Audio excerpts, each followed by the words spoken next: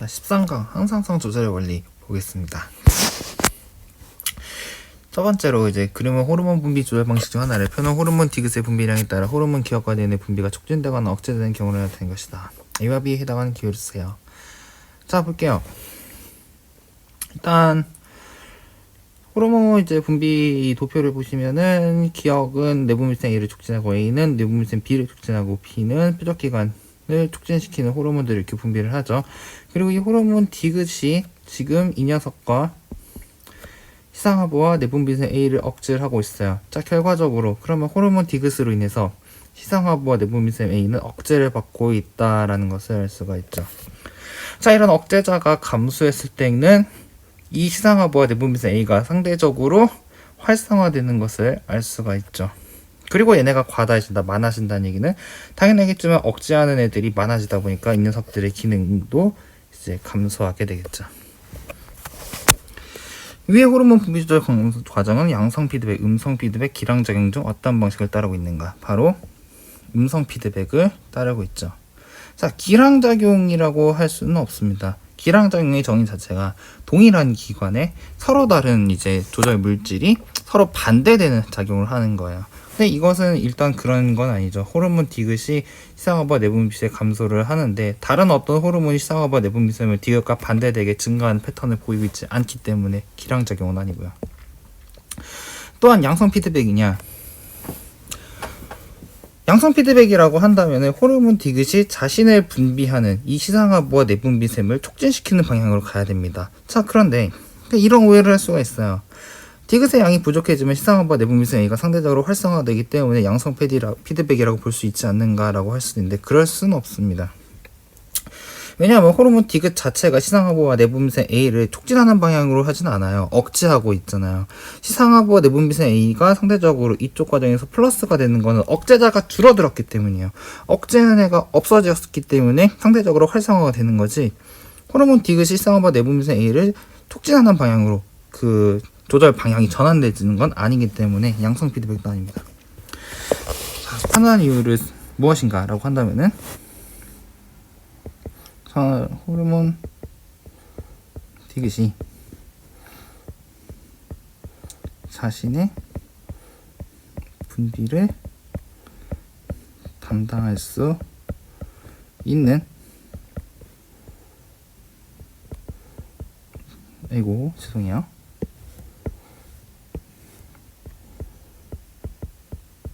미셈을 억제하기 때문이다. 이렇게 아시면 되는 거죠. 자, 다음 오른쪽의 문제를 보겠습니다. 다음은 환자 A, B의 포도당 주입 후 혈당량, 인슐린 농도, 간으로의 포도당 유입량을 나타낸 것이다. 그래프 3종의 법리는 모두 같다. 이렇게 되어 있는데, 환자 A와 B 중 당뇨병이 의심되는 환자는 누구인가? 라고 보면은, 자, 일단 첫 번째 혈당량의 그래프를 봤어요. 포도당 주입을 했을 때 그래프가 이렇게 나오죠. 이거는 이제 당뇨 검사를 할 때 포도당을 일정 농도의 포도당을 주입해서 이제 혈당량을 체크하는 이런 검사에서 나타나는 이런 그래프예요.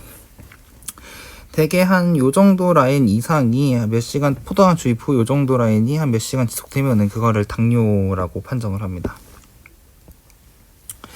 어쨌든 환자 A는 당뇨병 의심된 환자는 당연히 이제 정상인에 비해서 혈당 농도가 높게 나오는 환자 A가 당뇨라고 판정할 수 있겠죠. 그럼 이 당뇨병 환자가 갖는 당뇨의 유형을 써라. 그리고 판단한 이유를 인슐린 농도와 포도당 유입량 근거로 설명하여라. 자, 인슐린 농도에 대해서는 이제 요 그래프를 보시면 알 수 있죠. 요 그래프. 인슐린, 포도당 주입 후 인슐린 분비량에 대한 그래프를 보시면요, 전상인 환자 A, 환자 B가 거의 다 비슷비슷합니다. 도찐 개찐이에요. 그쵸? 그럼 이런 경우는 어떻게 얘기할 수 있습니까? 환자 A의 인슐린 분비량은 정상이다라고 이야기할 수 있겠죠. 환자 A의 인슐린 분비는 정상이다. 그런데 자, 포도당 유입량을 볼게요. 자, 이거는 간으로의 포도당 유입량을 나타낸 거죠. 간으로의 포도당 유입량을 나타낸 겁니다. 자, 그래서 이런 그래프들, 여러 가지 그래프 범주를 주고 얘네들의 차이점을 해석을 하실 때 이렇게 하시면 좋습니다. 어느 하나의 값을 고정시켜서 봐봐요. 이런 식으로요. 그러면은 딱 나오죠. 같은 농도의 인슐린 농도라고 봤을 때 포도당 유입량 자체가 정상인은 요 정도까지 나옵니다.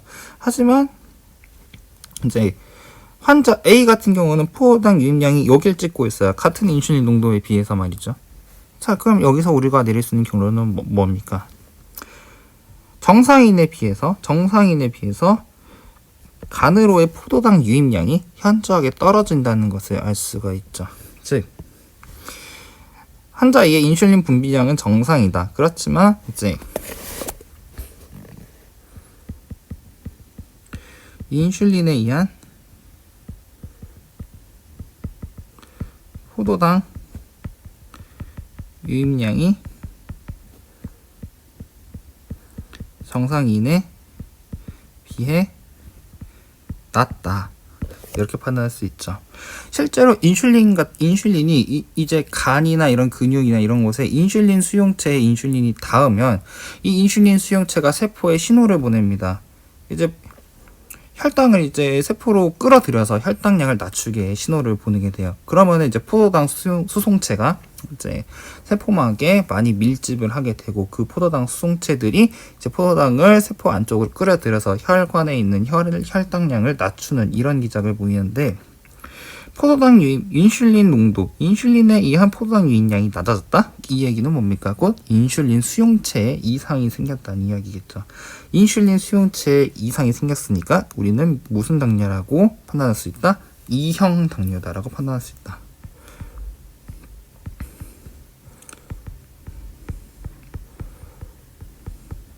자, 이렇게 판단할 수 있다는 겁니다. 환자 A의 인슐린 분비량은 정상이나 인슐린 분비는 정상인데 인슐린에 의한 포도당 유입량이 정상인에 비해 낮다. 그래서 2형 당뇨이다. 이렇게 판단하면 됩니다. 다음 이제 세 번째 체온 조절 세 번째 읽고 올게요. 체온 조절 시 시상업에서 설정된 온도를 기준으로 추위 또는 더위를 느끼며 체온을 시상업에서 설정된 온도에 맞춘 방향으로 향상점이 유지된다. 자, 이 시상업에 설정된 온도 이거를 이제 우리는 뭐라 그러냐면 설정점 셋 포인트라 그래요. 체온 조절할 때 시상업부에서 일정의 설정 온도를 갖고 있고 여기에 맞춰서 우리 향상성이 맞춰지는 겁니다. 물론 이제 일반적인 우리가 아주 정상의 상태라면 이 시상업의 설정점이 36도에서 37도 이쪽에서 세팅이 되어 있죠. 그래서 이제 우리가 항상 체온을 36도에서 37도 사이로 맞추게 되는 건데 이제 이 시상업부에 설정된 온도 즉 설정점이 이제 변화하게 되는 이 그래프처럼 증가하는 이 그래프처럼 증가하게 되는 가장 대표적인 예시가 바로 질병에 걸렸을 때예요. 감기 걸렸을 때 열 나잖아요. 그쵸? 열이 왜 나냐? 의도적으로 열을 내는 거죠. 왜? 우리 몸에 있는 병원체를 제거하기 위해서 의도적으로 열을 내는 거예요. 열을 내기 위해서 시상하부의 설정점이 높아지게 되는 거죠. 그럼 거기에 맞춰서 체온이 증가하는 거고 우리는 그것을 열이라고 하는 겁니다. 상대적으로 설정점보다 체온이 낮게 되는 경우는 우리가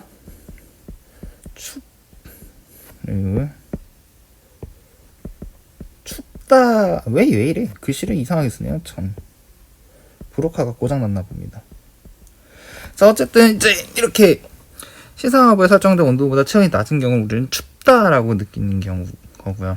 시상하부에 설정된 온도보다 체온이 높은 경우를 우리는 덥다라고 느끼게 되는 겁니다. 그래서 우리가 병에 걸렸을 때, 감기 걸렸을 때 열 나면 우리가 어떻게 느낍니까?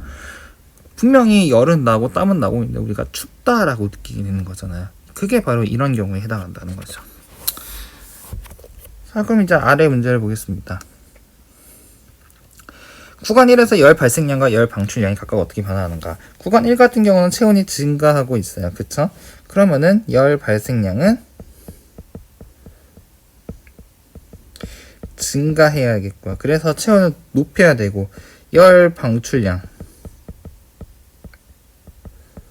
열 방출량은 이제 열을 이제 밖으로 빼앗기면 안 되니까 이제 열 방출량이 감소되는 이런 형태를 띠게 되겠죠. 구간 2에서 나타나는 기작 두 가지를 제시하시오. 더울 때 우리 몸이 어떤 식으로 느끼는가? 뭐 여러 가지가 있죠. 여러 가지가 있지만 일단 이제 골격근 이완이 되겠죠. 근데 여기서 이완이라는 거는 그냥 진짜 힘없이 축 처진다. 뭐 물론 더우면 수증마저 축 처지기도 합니다만 그렇다기보다는 이제 떨림열 생산을 멈춘다라는 것으로 받아들이시면 될 것 같습니다. 이제 추우면 이제 골격근이 수축을 반복하면서 떨림열을 발생하게 되는데 그런 것들이 이제 더 이상 발생하지 않는 것이죠. 그 다음에 또 이제 피부 쪽에서는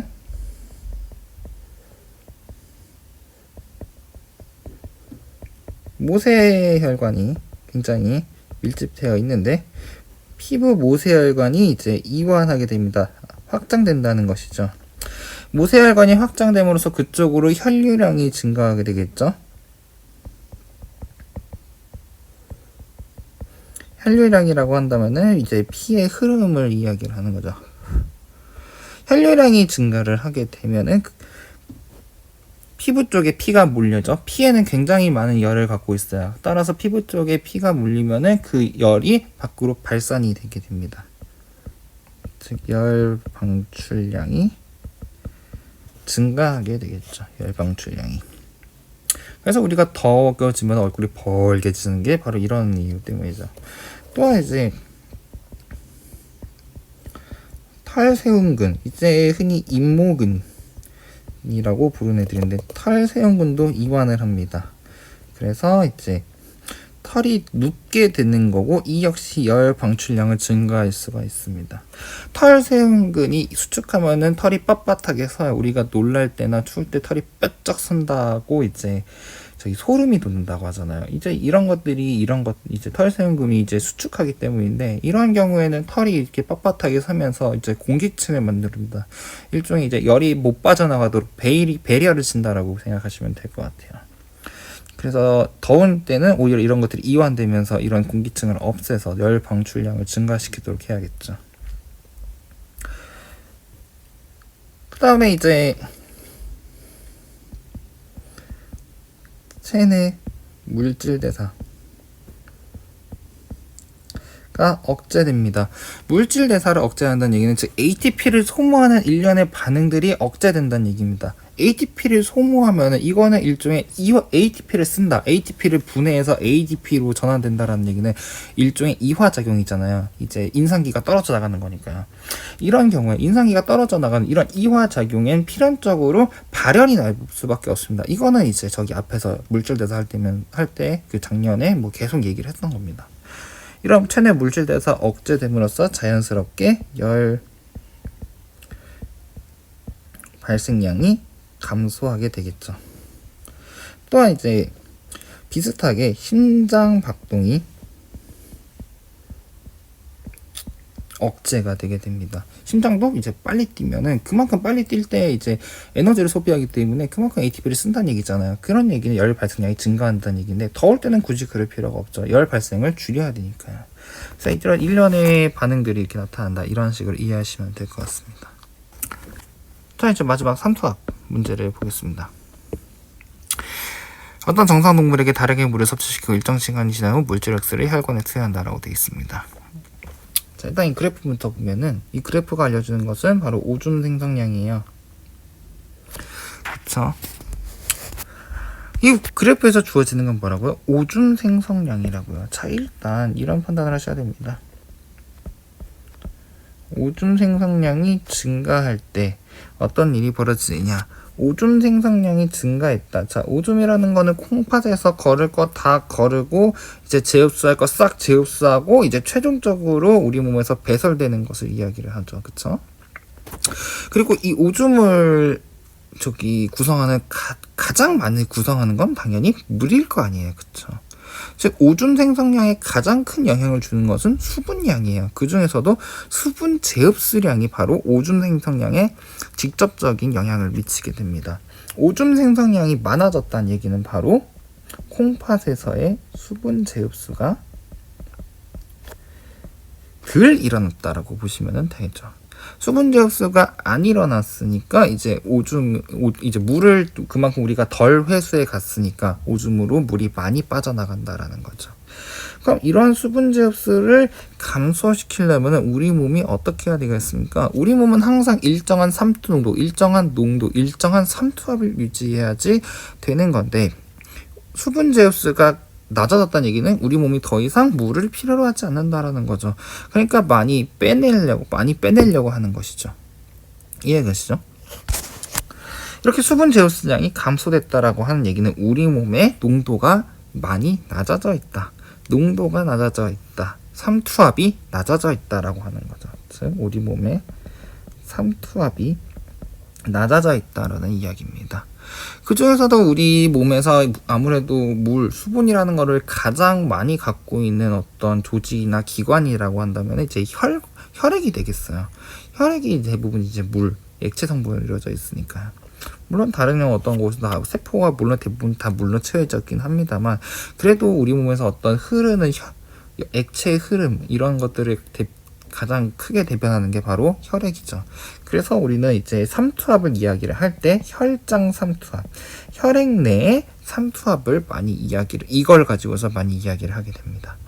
어쨌든 오줌 생성량이 늘어났다는 얘기는 더 이상 수분 제흡수가 많이 일어나지 않는다는 얘기고, 이 얘기는 우리 몸의 삼투압, 혈장 삼투압이 낮아져 있다라는 이야기입니다. 그럼 반대로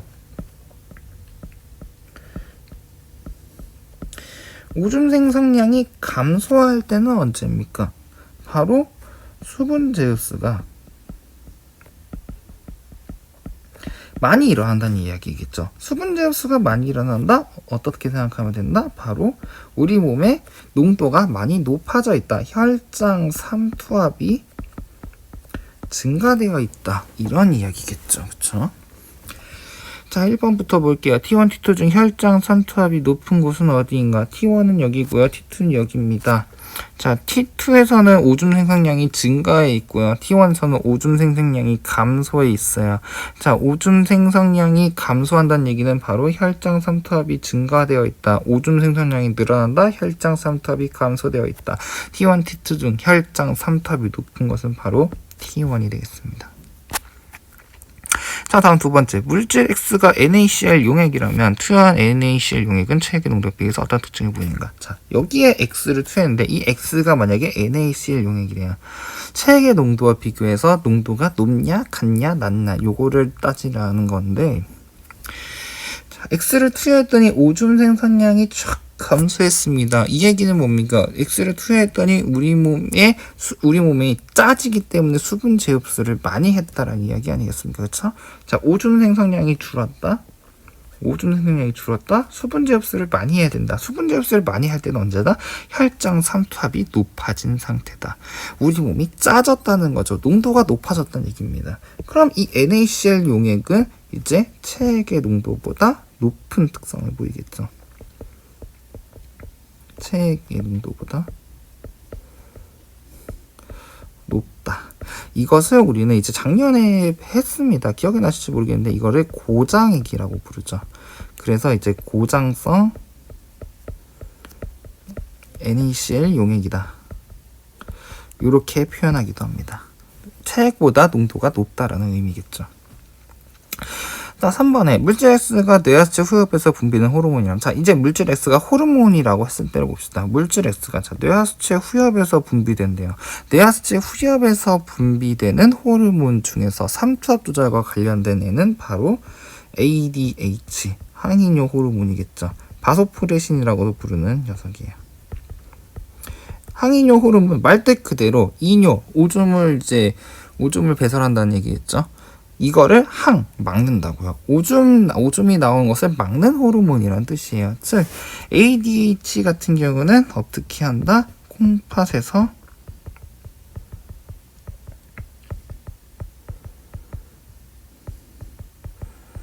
수분 제흡수를 촉진한다. 수분 제흡수를 촉진하기 때문에 혈장 삼투압을 낮춰서 이거를 이제 우리 몸의 혈장의 삼투압을 조절하는데 특화된 호르몬이라고 볼 수가 있습니다. 혈장 삼투압을 높이려면 그럼 어떻게 해야겠습니까? ADH 양을 줄여버리면 되는 거죠. 간단하죠? 혈장 삼투압이 이제 높아져서 낮춰야 된다. 그럼 ADH, 황이뇨 호르몬이 많이 나와서 수분제 흡수를 많이 해주면 되는 거고, 우리 몸의 혈장 삼투압이 이제 높아졌다? 아니 낮아졌다? 낮아졌으면 이제 항이뇨 호르몬을 더 이상 안 보내버리면 그만인 거죠. 그럼 총파에서 수분제 흡수가 이제 덜 되니까요. 이런 식으로 조절해 주면 됩니다. 그 다음에 이제 혹시나 헷갈리시는 것이 알도스테론, 이제 무기질 코르티코이드에 대한 얘기인데, 자, 무기질 코르티코이드, 이제 다른 말로 알도스테론이라고 부르는 거. 얘는 기본적으로 이제 부신 겉질에서 분비가 되는 호르몬입니다. 얘네가 분비가 되면요,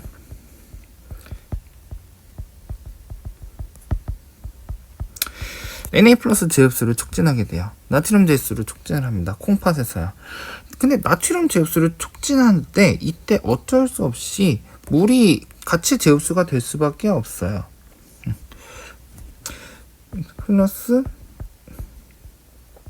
수분 제흡수.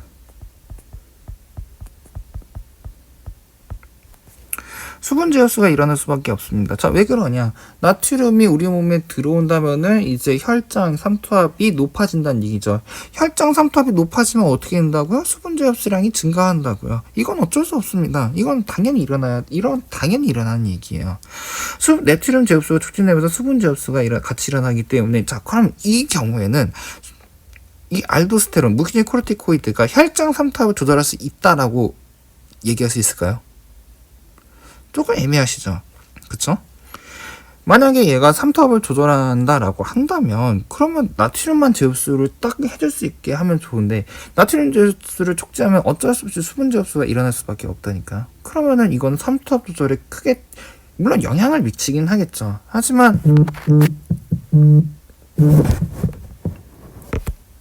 죄송합니다. 하지만 이제 수분 제흡수가 어쩔 수 없이 일어나기 때문에 삼투 조절에 대해서는 이제 크게 재미를 볼 수가 없습니다. 따라서 이렇게 되면은 어떤 결과가 났냐면은 나트륨 제흡수를 촉진함으로써 수분 제흡수가 일어날 수밖에 없으면 우리 몸의 체액량이 죄송합니다.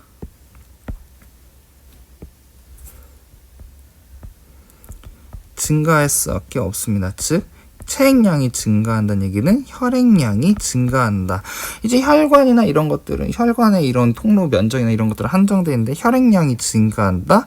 즉 혈압이 증가할 수밖에 없습니다.